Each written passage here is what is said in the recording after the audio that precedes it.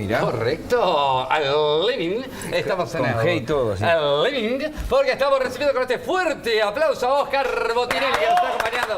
Muchísimas gracias por venir. Gracias a ustedes Bienvenido. por invitar Un placer, un a este placer. living que, como decía Mafalda, mamá, ¿qué es el living? No, ¿qué es la sala? Ah. Y la mamá le dice, el living. Aquí estamos en el living. Sí. Ayer me recordaban, y creo que podemos arrancar por ahí, Dale. Manolito parado arriba de la cama diciendo, no voy a la escuela, no me vengan con discursos, ni con todos los cuadritos así diciendo. Y en el último cuadrito estaba Manolito con el guardapolvo, como dicen en Buenos Aires, Sí. Con Mafalda, y dice, no sabés la locuacidad que tiene la zapatilla de mi madre. Me convenció enseguida. ¿Con qué poquito, Me con qué convenció. poquito hacía? Hay que recordar que Quino no escribe Mafalda desde el año 73. Qué brutal. ¿No? 73. Hace 43 años, 44 años que Mafalda, ¿Escribe Mafalda? que se cerró la tira de Es Mafalda. increíble. ¿Y qué actual qué es? Dios mío? Qué Sí. vigencia. Recuerden que era el pleno corazón de la guerra de Vietnam, que eso estaba presente Sí, siempre. sí, Sí, es verdad. Vayamos un poquito más atrás, Oscar. ¿En el 71 es que arranca tu vinculación de alguna forma con la política? No, yo diría que arranca con la mamadera. Bueno, hay que decir claro, que mi padre era senador, ¿no? político, era diputado, después senador, y yo alguna vez conté en alguna entrevista, las pocas entrevistas tipo personal que acepté, que en el dorso de lo que se llama hojas de votación, las listas, como dice la Sí. gente, que sobraban después de las elecciones, me las daban para que yo Para hiciera dibujar. los dibujitos escolares, ¿no? Así que la Desde la política infancia. está ligada a la vida entera mía. Además, hubo todo un periodo en que yo, por un lado, tenía una militancia política, digamos, pero hacía periodismo, así que siempre estuve del lado de observar la política, ¿no? hay un hecho puntual que la producción ha preparado un material que tiene que ver con la propuesta para que presidieras la Corte Electoral, tu negativa a presidirla, pero vamos a ver lo que se ha visto y oído en estos últimos ¿Cómo días. no? Adelante.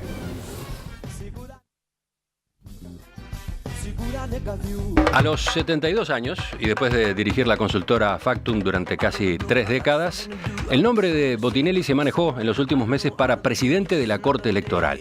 En principio parecía haber consenso entre todos los partidos para designarlo. Sin embargo, este miércoles, él sorprendió al dar a conocer una carta en la que anunciaba que declinaba la propuesta. De que estaba manejando mi nombre, la última estancia en Italia, yo había estado en noviembre, me había vuelto y había ido para el referéndum del 2 de diciembre. Estando allá empiezo a recibir WhatsApp, mensajes de voz que no entendía de qué me estaban hablando, ¿no? Cuando aterrizo me piden una reunión urgente para el otro día, no sabía para qué era y se me zampa la propuesta de la Corte Electoral en un tono que no era oficial, en el sentido que no venía en papel protocolizado, pero digo, era. Y ahí mi primera reacción fue muy difícil esto, muchos no cuenten conmigo. Pasaron casi 2 meses y medio desde que yo di el sí. Y se ata la negociación de la Corte a la de la Suprema Corte, y si no se resuelve la Suprema Corte, no se nombra la Corte Electoral. Primer cosa, si la Corte en el mejor de los casos se nombraba en marzo, 4 meses, que es redactar una ley a marchas forzadas, y 4 o 5 para aprobarlo, es el tiempo para tener una ley en octubre. Si la ley no estaba a fin de octubre, no hay cambios para el 2019. Con estos juegos, ¿quién garantizaba que esto se hacía? Segundo, si se ata la Corte Electoral, que ya era una autopista, ya estaban casi todos los nombres, lo único que faltaba que el Frente Amplio designara sus 4 nombres, pero ya tenía una media docena que estaban en danza, y lo atan a la Suprema Corte. ¿Quién le garantiza que después no aten la aprobación de la ley electoral al apoyo en la rendición de cuentas a una ley no se sabe sobre qué? Pero es que se negocia en paquete, esa es la onda últimamente. Bueno, entonces si van a negociar en paquete la ley, la posibilidad de que salga es mínima, ¿no? ¿Tú advertías que te bajabas por los tiempos que estaban corriendo? ¿Por cómo se demoraba? Porque yo había fijado un deadline, es decir, en Carnaval termina la siesta estival de este país y después termina la siesta, o yo soy presidente de la Corte Electoral o tengo todo metido otra vez en Factum, punto. No puedo estar en un limbo 2 meses y medio. Tengo mi vida hecha, tengo un camino. Clarito, más clarito, échale agua, dice. Sí, lo que pasa es que, digo, Esto era el programa de Emiliano Cotelo, hay que decirlo. exacto, sí, en el mundo de la política, el grueso de la gente está, cosa que me parece muy bien, ¿no? En lo que se llama la carrera de los cargos públicos, va de un cargo a otro. Cuando uno está fuera de la política, el ir a un cargo le significa un cambio muy grande en la vida. Abandonar un montón de Claro, cosas. dejar un montón de cosas. Está bien, Factum está con posibilidad de autonomizarse. Realmente hoy la dirección real la realiza mi hijo Eduardo Botinelli, asistido por mi hija Fiorentina Botinelli en toda la parte de gestión, sistemas, etcétera, y por lo tanto podía dar ese paso. Pero ¿lo doy o no lo doy? Claro. No se puede quedar uno navegando si algún día se designa. Y además, bueno, tener el respaldo de todos los partidos tiene que ser un respaldo no solo social, sino un compromiso de aprobar cosas y marchar a lo que yo entiendo que debe ser una transformación profunda. Y bueno, y si no, prefiero seguir en lo mío. ¿Transformación profunda de la ley electoral o de la corte electoral? Yo diría, yo le llamo del régimen electoral, que tiene que ver con muchos aspectos, desde el aspecto del registro de ciudadanía. El registro ¿Es civil. necesaria la credencial, por ejemplo? Bueno, yo de las cosas que proponía era la eliminación de la inscripción cívica. Es decir, hoy, ojo, cuando se creó esto en 1924, fue un avance mundial. Seguro. Primera vez que en el mundo un país tenía el registro con foto, impresión digital, nombres completos de todos los ciudadanos. Claro. ¿Ah? Por lo tanto, hay que valorar qué es esto. Históricamente. Historia. Ahora, hoy los niños ya se inscriben al nacer, tienen cédula al nacer. Con chip electrónico. Hay un excelente servicio de identificación civil y de registro civil. En el mundo entero, el registro electoral surge de ese registro automáticamente. Lo único que se requiere es que una autoridad imparcial de control político, como la Corte Electoral, controle el registro civil, la identificación civil, para que nadie se le ocurra tener alguna ligereza de más o de menos. Fuera de eso, el documento de identidad es el documento de votación.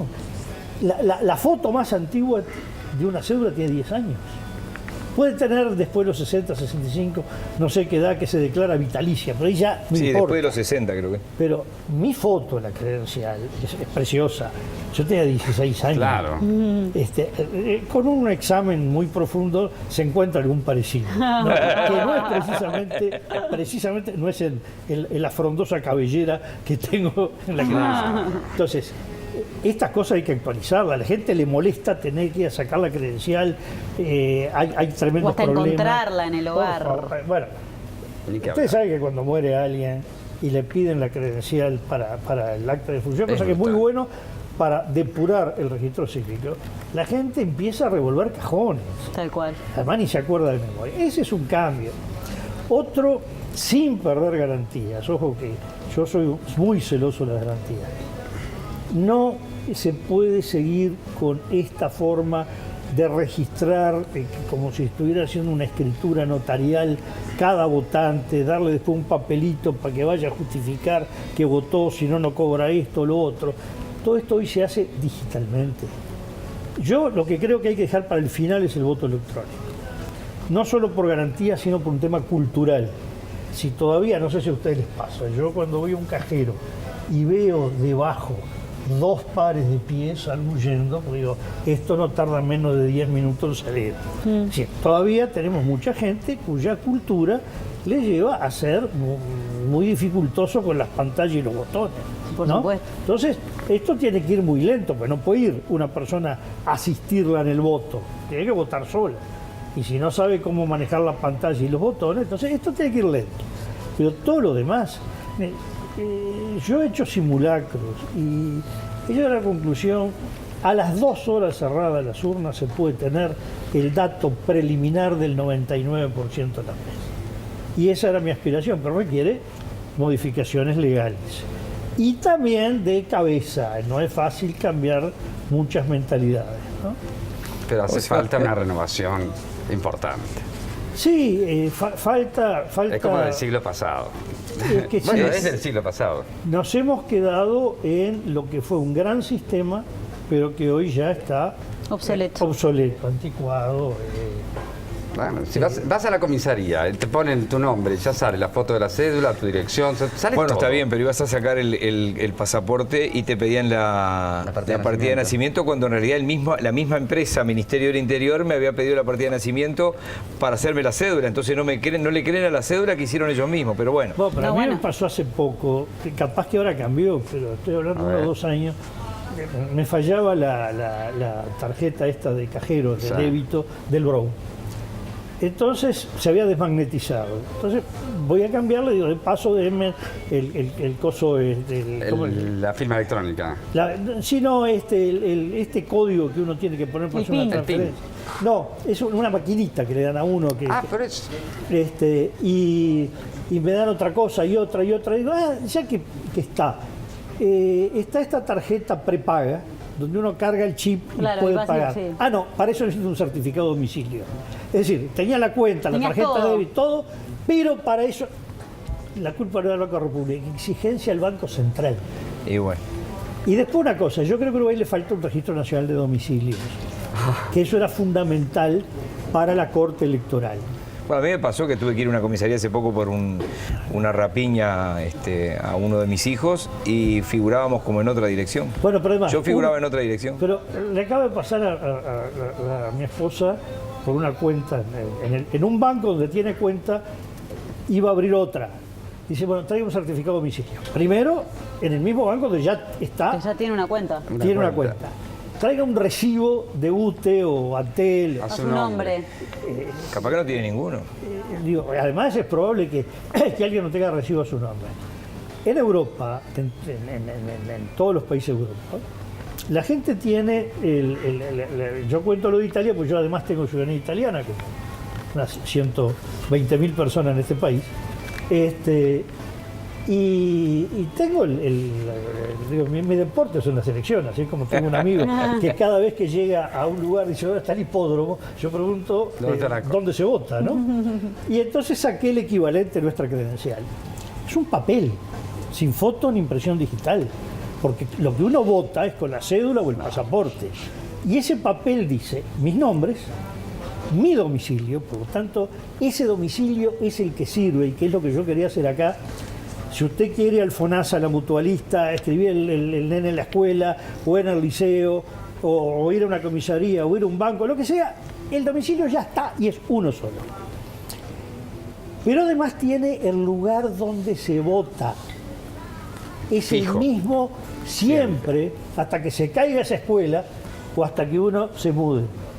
Siempre No vas a votar eso de ahí. que cada elección y dónde me toca votar. Sí. Y uno gira en torno a 4 o 5 lugares Sí. Del barrio. del mismo barrio a lo largo del tiempo. Estas cosas hay que cambiar para empezar.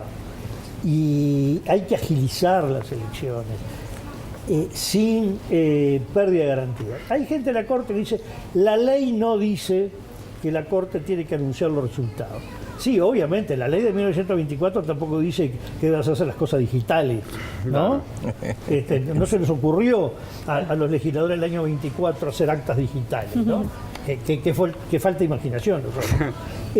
Pero, digo, ¿alguien cree que en el mundo se esperan 2 o 3 días para anunciar los resultados oficiales? Es que sin González, sin ti y sin alguno más, No hasta el sabíamos. jueves o viernes no sabíamos nada. Bueno, es que yo digo que muchas veces las autoridades electorales no tienen conciencia lo que se les ha evitado una presión ciudadana Oh.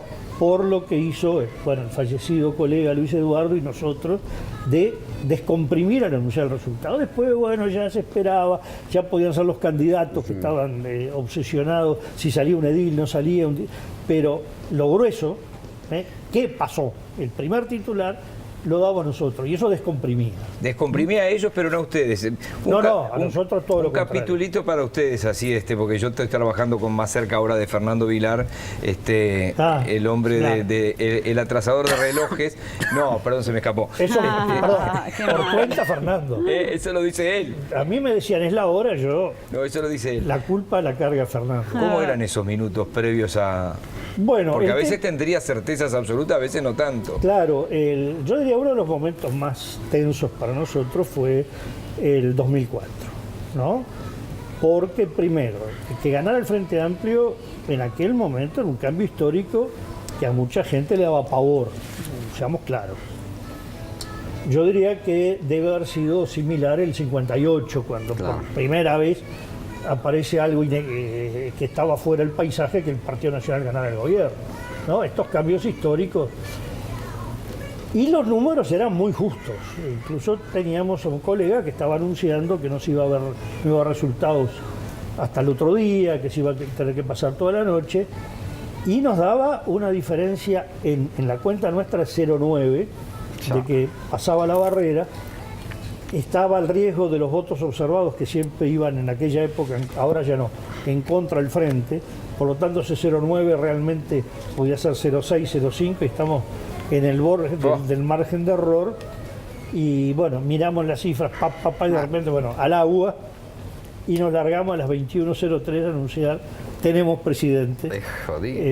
Fue uno de los momentos de mayor audacia responsable, no fue una apuesta, fue que teníamos la convicción de que esos números no se movían y no se movieron.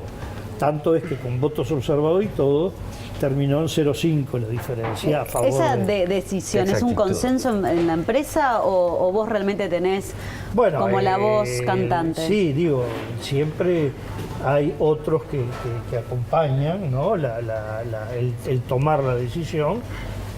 Pero la decisión final termina siendo mía, ¿no? Las demás encuestadoras ninguna anunciaba en ese momento. Por ese momento éramos dos las que estábamos, Luis Eduardo González. Luis Eduardo estaba con una idea distinta de que el resultado no iba a estar al otro día. Y ahí sí, después del anuncio nuestro, apura un poco el caballo.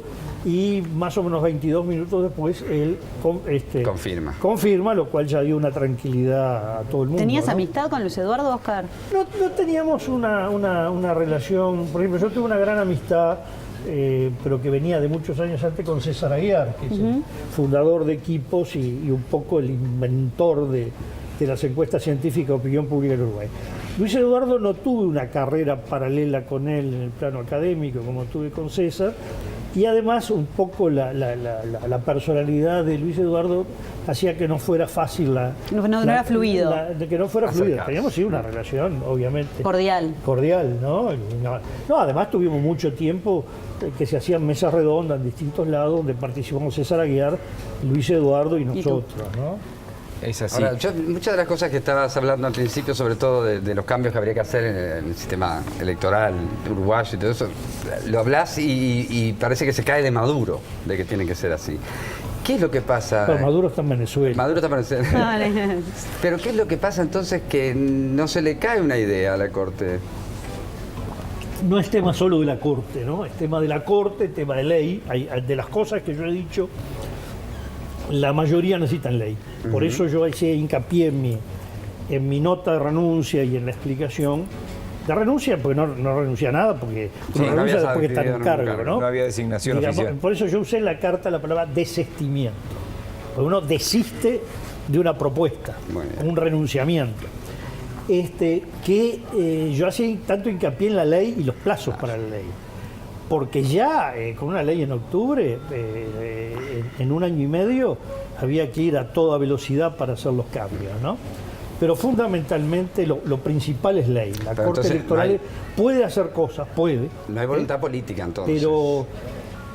¿O no le importa? No es un tema de voluntad política. Yo que tengo contacto permanente con todos los dirigentes políticos y soy amigo de una parte considerable de ellos, y me peleo con buena parte de ellos también, y después nos reamigamos, yo doy fe de la buena voluntad de los dirigentes políticos a partir de que tienen ideas diferentes, si no, no habría los partidos no son distintos solamente porque le guste a uno competir para un lado y para el otro, sí, porque expresan ideas distintas, que son valores diferentes, visiones distintas de la sociedad. Pero el tema es que cuando llega el momento de concretar, miren que no es un tema uruguayo, yo lo he visto en Europa también, se enredan mucho en la dificultad de concretar. Hay es más fácil volar que aterrizar el vuelo, ¿no? Y eso uno lo ve, uno toma discusiones en otros países y agarra de repente una cosa de 5 años atrás y cree que están hablando de hoy. Es decir, como que cuesta ese aterrizaje. También es verdad que en Uruguay hay mucha prudencia en relación a los cambios, porque hemos visto que el mundo se va por un lado, se va por el otro, nosotros vamos despacito y en general siempre vemos pasar los cambios así y termina todo el mundo en el medio donde estamos nosotros. Pero yo creo que a veces hay que sacudir un poco el uruguayés que tenemos adentro, que nos dificulta un poco. ¿Salieron cascoteadas las encuestas de la última elección? A ver, yo creo que hubo, desde el lado del periodismo y de algunos dirigentes políticos, un cascoteo que no correspondía a lo que pensaba el grueso de la opinión pública. En encuestas que se han hecho, incluso desde el exterior, a tipo auditoría, da que bajó un poquito la confiabilidad en las encuestas hasta el balotaje de noviembre, que volvió al nivel histórico. Y el nivel es que en Uruguay el 80% de la gente confía en las encuestas. Es más la desconfianza que hay en el medio periodístico y en algunos políticos que en la sociedad. Hubo colegas que se jugaron a escenarios diferentes al que ocurrió.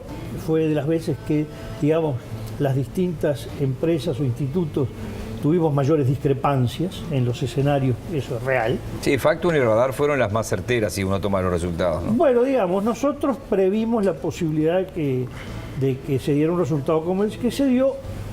Con total honestidad, nosotros creímos que existía una probabilidad de mayoría parlamentaria, pero que era la mínima. Finalmente se dio, pero se dio por menos de 5.000 votos en 2.400.000. Es decir, nadie estadísticamente puede acertar 100%. No, es imposible. Fue pegar la pelota en el palo y entrar sin que la viera de repente. Sí, la mayoría salen para la cancha y esa entró. Sí, esa entró. Es decir, diría, tira 100 veces, 99 sale. O tira 1000 veces, porque fue por el menos del 2 por el 2 por 1000 de los votos que el Frente obtuvo mayoría parlamentaria. Fue una cosa inédita. Pero sí, nosotros estamos con la idea que el Frente iba a votar mejor que lo que veían los colegas. Eran distintas técnicas. Yo no sé si técnicas de medición o técnicas de análisis, porque acá también cuando uno presenta el número final hay mucho de análisis, porque no hay un termómetro que uno lo ponga y le salga el dato, sino que tiene muchas preguntas sobre las cuales vienen respuestas y uno tiene que ver cómo combina esos resultados para llegar a una conclusión en base a distintas metodologías científicas. Una de ellas son las encuestas... No, dentro de la encuesta, metodologías de análisis. ¿Y en las encuestas recientes el Frente está en su peor momento desde el 2005? Sí, peor momento de su historia. No, relativo de su historia. Relativo. Está mejor que en el 71, obviamente. No, el Frente está pasando, no importa el número, porque puede decirse un número más bajo o más alto, pero notoriamente el Frente está sumamente golpeado. Esto no quiere decir que necesariamente vote tan abajo en las elecciones, porque en definitiva uno puede votar muy entusiasmado o puede votar lo que considera menos malo. Desilusionado, pero votándolo. Claro. Ahora, el Frente tiene un nivel de desilusión por lo menos de la tercera parte de sus votantes, o más. Y eso es un dato de la realidad. También hay un dato que es muy importante. Nos está llegando a nosotros, al Uruguay, esta ola que sacude Europa y Estados Unidos, que es de las sociedades desafectas con los establishment políticos, los elencos políticos. Lo hemos visto en España, Podemos, Ciudadanos, la implosión de los socialistas, el PSOE, Italia con el triunfo espectacular de no en el referéndum, Austria, un ecologista y un neonazi en el balotaje, sin ninguno de los partidos clásicos llegó al balotaje. Holanda en una situación parecida, el Brexit en Gran Bretaña, Francia, primero se explotó la izquierda y en estos días explotó la derecha moderada, lo único que queda firme es la extrema derecha. Si estamos viendo Trump, que es una oleada de votos, él en votos no ganó Hillary, pero es el sistema que tienen. No, digo, pero me estoy hablando de la sociedad. Sí, la sociedad cambia. La mitad de los votantes votaron a Trump, más o menos. Y eso es una reacción contra lo que ellos llaman Washington, claro, que es el establishment político, ¿no? Y bueno, algo nos está llegando, moderado, al uruguaya, suavemente ondulado, ¿no? Pero está llegando ese desafecto con la política. ¿Lo decimos por Novik? No, lo digo, por supuesto hay dos opciones en este momento anti-establishment, que digamos, una es Novik, porque trata de ubicarse como, y otra es Unidad Popular. Pero hoy por hoy lo básico es la cantidad de gente que cuando se le pregunta, imagine que haya elección el próximo domingo, ¿a quién votaría? La respuesta es en blanco, anulado o a ninguno. Y la suma de esto, más Novi, más Unidad Popular, el número que se quiera, pero está entre el 33 y el 40%. Es una barbaridad. ¿Tu olfato de tantos años te dice que Astori va a ser una vez más candidato a la presidencia? Bueno, no sé, él está... Va a llegar como con 77, ¿no? No, menos. 75. No, perdón. Sí, tendrá 72, 73 ahora, Danilo nació en mediados del 40, así que llegaría con... con 79. Parece la Rusia de Brezhnev. No, Mujica, que tiene más probabilidad de llegar a ser por lo menos precandidato, va a llegar con 84, ¿no? ¿Mujica precandidato? No, él dice que no, pero... Cada vez está caminando más. Uno está viendo, para empezar, la 609 ha demostrado que no logra funcionar bien sin Mujica.